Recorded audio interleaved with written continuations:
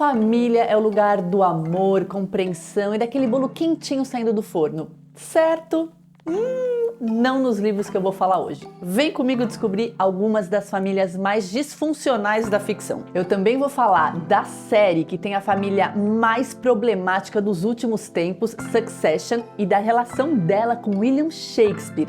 E a Nano Resenha do dia é da Fernanda Machado.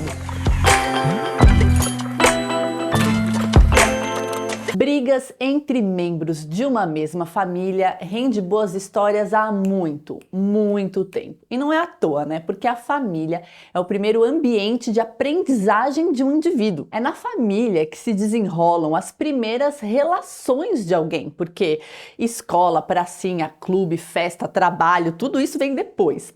E como diz a psicanalista pop Maria Homem, família é o caldeirão das loucuras. Provavelmente você já ouviu falar na história de Caim e Abel, filhos de Adão e Eva. Então, supostamente, os primeiros irmãos que já existiram. Esse mito está presente no livro do Gênesis, no Antigo Testamento. E ele conta que, basicamente, tanto Caim quanto Abel trabalhavam e ofereciam os frutos do seu trabalho para Deus. Só que enquanto Abel era amado e reconhecido por Deus, Caim, que ficava lá de soslaio, começou a achar que ele não recebia o mesmo amor. A inveja, o ressentimento e o mal-estar começaram a crescer no coração de Caim, que para resolver o problema, olha a solução que ele encontrou, resolveu matar o próprio irmão. Os arquétipos dessa história falam sobre como um indivíduo em um determinado ambiente, a família ou mesmo o trabalho, lida com outra pessoa que parece ser mais reconhecida e amada do que ele. Não sei, talvez Caim não tivesse uma boa autoestima e colocou o seu valor excessivamente no olhar de Deus, ou seja, na validação externa. Bom, o importante é dizer que essa história entre irmãos não acabou nada bem. O mito de Caim e Abel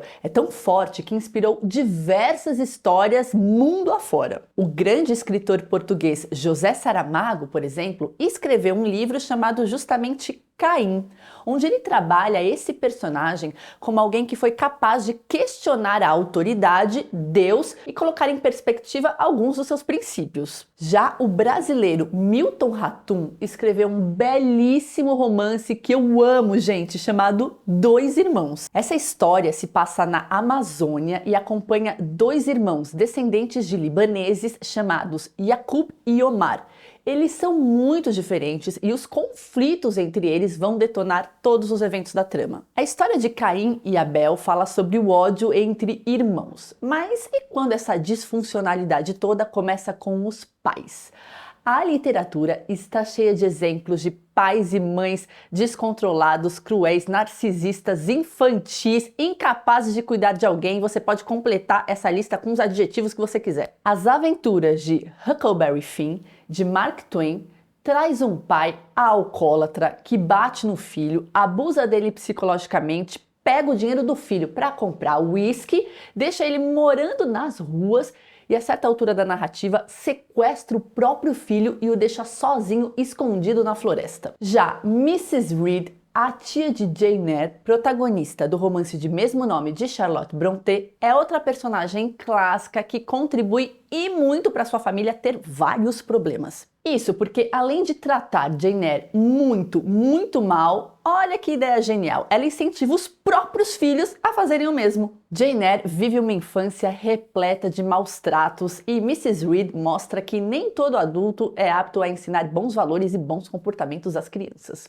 Vários livros de Jane Austen também têm tias, pais e mães mesquinhos, narcisistas e interesseiros. Mas no mundo dos clássicos não existe, na minha visão, um livro com uma família mais problemática do que aquela de Morro dos Ventos Uivantes, de Emily Brontë. Os Earnshaw, junto com Heathcliff, formam o núcleo familiar mais desequilibrado que se tem notícia no mundo das letras. Concordam comigo? E aqui temos um detalhe a mais: a disfuncionalidade toda passa de geração em geração, porque a segunda metade do livro, que de certa maneira espelha a primeira metade do livro e a primeira geração de personagens, também é totalmente desequilibrada e perturbada. Aliás, se você ainda não viu o vídeo que eu fiz sobre esse livro, que é um dos meus clássicos preferidos, o link vai aparecer aqui em cima, vale muito a pena. Na literatura contemporânea, não faltam exemplos de livros com famílias bem disfuncionais. Inclusive, recentemente aqui no canal,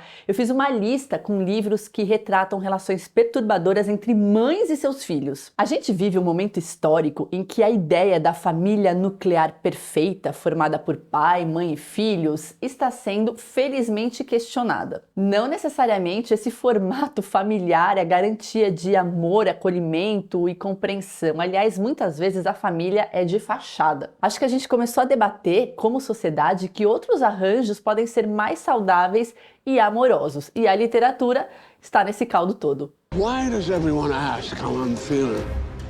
I got done a huge deal. I got the election. I got ATM. I got plenty on my plate.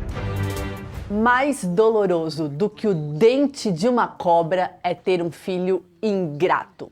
Essa frase foi escrita 400 anos atrás por William Shakespeare, mas caberia perfeitamente na série que é um dos maiores fenômenos audiovisuais dos nossos tempos. Milhões de pessoas ao redor do globo ligaram as suas telas para saber, afinal, quem seria o sucessor do conglomerado de mídia Waystar-Royco. Mas antes de continuar, eu quero dar um aviso importantíssimo, fundamental para vocês não ficarem bravos comigo. Esse vídeo tem muitos spoilers, porque para eu conseguir fazer essa relação com William Shakespeare, eu precisei contar muita coisa, especialmente do último episódio. Então, se você não viu Succession e não quer saber o que acontece, é hora de pausar o vídeo. Mas se você não viu a série ou não liga para spoilers, pode continuar. Se você pesquisar Succession na internet, você vai encontrar vários textos e vídeos dizendo que essa é uma história shakespeariana. Mas o que isso significa exatamente? Os paralelos com a obra de William Shakespeare de fato existem. Vamos entender melhor tudo isso ponto a ponto. O primeiro paralelo está na própria premissa da série, inspirada livremente na tragédia Rei Lear, um texto denso e intenso de 5 atos. Encenada pela primeira vez em 1606, essa peça traz um rei envelhecido e debilitado que precisa dividir o seu reino entre suas 3 filhas, Goneril, Cordélia e Regan. Ele pede então que as suas filhas falem sobre o amor que elas sentem por ele. Goneril e Regan se expressam de forma bajuladora e falsa, dizendo que amam o pai acima de tudo. Na verdade, as duas são bem interesseiras e estão de olho no reino do pai. Já a caçula, Cordélia, surpreende Rei Lear dizendo que ela o ama como uma filha ama a um pai, nem mais nem menos. Essa resposta deixa o rei enfurecido e ele expulsa Cordélia do reino. Só que ao longo da peça, vamos percebendo que justamente Cordélia é a única que se preocupa verdadeiramente com o seu pai. Os maridos de Goneril e Regan, junto com outros integrantes da corte, passam a tramar e a conspirar para conseguirem poder. E o final da peça é bem trágico, com mortes, envenenamento, arrependimento e muito mais. Alguns dos temas de Rei Lear são o envelhecimento, a lealdade, o sacrifício, o egoísmo e o que acontece quando a monarquia, ou seja, o poder, entra em crise. Bom, em Succession, o personagem análogo a Rei Lear é Logan Roy. Quem interpreta esse personagem é o ator Brian Cox. Ele é maravilhoso e ele já interpretou Rei Lear diversas vezes no teatro. Inclusive, ele publicou um livro sobre isso chamado Diários de Lear. Esse livro não foi publicado no Brasil. Logan Roy lidera sua empresa bilionária de mídia como um verdadeiro déspota, um monarca violento, autoritário e cruel. Fora que ele manipula os seus 4 filhos, Connor,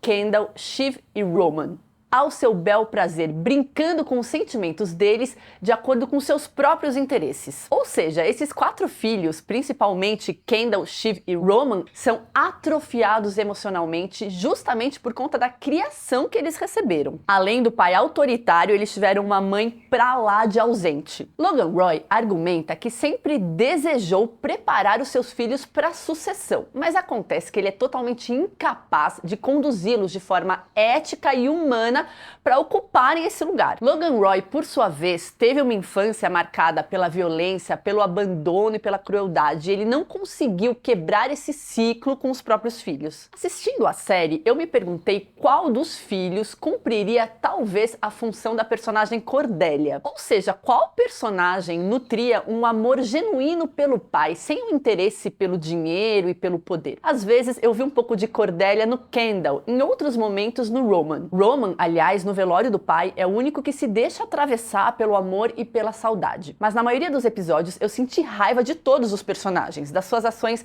violentas, cruéis, narcisistas e alienadas. Na última temporada, um dos episódios se passa durante uma eleição presidencial e foi assustador perceber como a Waystar Royco decidiu os rumos de um país inteiro, manipulando informação e pensando apenas nos seus próprios interesses. Parece que realmente não há espaço para a transparência e a honestidade nos altos escalões do poder, e é terrível pensar que isso acontece na realidade desde a época de William Shakespeare, que está muito antes, e que existem famílias Roy espalhadas pelo mundo. Inclusive porque Jess Armstrong, o criador da série, disse que além de se inspirar em Shakespeare, ele também se inspirou em Rupert Murdoch, o bilionário por trás da Fox News e da News Corp, um dos maiores conglomerados de mídia do mundo. Entre outras coisas, ele é bem conhecido pelos seus métodos questionáveis de jornalismo, pelos seus 6 filhos e pelas disputas em família. Bom, mas o nosso assunto é Shakespeare, vamos voltar a ele. Outro paralelo da série com o dramaturgo inglês é o tom trágico. Antes de criar Succession, Jess Armstrong trabalhou com comédia, ele escreveu sitcoms e ele leva toda essa bagagem para a série. Muitos dos diálogos são geniais, engraçados, irônicos e sarcásticos. E esse cinismo todo combina com esse ambiente de poder, manipulação e falsas aparências. Só que esse tom irônico está misturado ao destino trágico dos personagens. E aqui eu estou falando de tragédia como gênero narrativo, ou seja, quando um personagem só tem um destino possível, ele não consegue fugir da sua sina. Por mais que Kendall, Shiv e Roman queiram herdar a empresa do pai, por mais que eles manipulem, lutem e se esforcem, o destino deles é ficar à sombra deste grande monarca, à sombra de Logan Roy. E Jess Armstrong disse em uma das suas entrevistas que ele sempre compreendeu Succession primordialmente como uma tragédia shakespeariana. O final da série não traz as mortes sangrentas que Rey Lear tem, mas é igualmente brutal e trágico. Os filhos não morrem de forma literal, mas eles precisam encarar a morte da ideia deformada que eles faziam de si próprios. O que morre para cada um deles é a ilusão nutrida e acalentada durante tanto tempo de que um dia eles poderiam ocupar o lugar do pai. Nenhum dos filhos de Logan Roy consegue o lugar de sucessor na empresa. Aliás, ela é vendida para um estrangeiro, Lucas Matson, e quem assume como CEO é Tom Wambsbanks. Esse nome é bem complicado de falar. O marido de Shiv.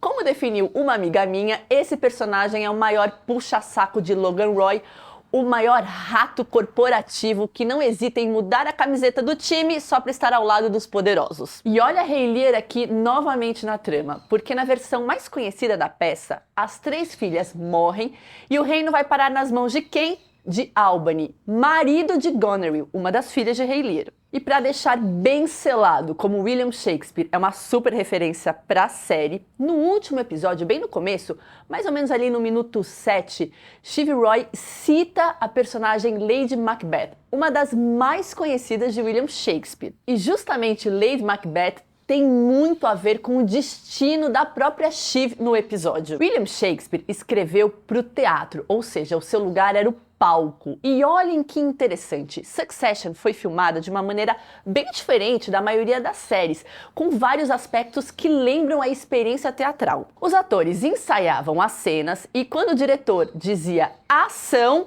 estava valendo até o final da cena. Raramente ele interrompia os atores. Isso porque ele queria preservar o fluxo emocional entre eles e as reações espontâneas. Muitas vezes os operadores de câmera não sabiam para onde os atores iam se movimentar. Esse jeito de filmar sem interrupção é bem parecido com o teatro, porque quando as luzes apagam e as cortinas abrem, está valendo até o final da peça. No teatro não dá para interromper e fazer uma segunda ou terceira vez como no cinema. Segundo os criadores da série, esse procedimento ajudou os atores a trazerem o seu melhor e eu preciso concordar porque as interpretações estão todas incríveis. Aqui no canal eu fiz um vídeo sobre William Shakespeare, recomendo muito que vocês assistam, o link vai aparecer aqui em cima.